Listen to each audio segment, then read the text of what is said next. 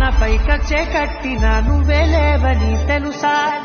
ఇవాళే ఇలా నీతో ఉండగా బాగుందిలే కొత్తగా ఇంకా చేపని ఏం చేద్దామని కాలక్షేపమే పనిగా పనులు మాని నీ పనే నాదిగా ఊరేగుతున్నానుగా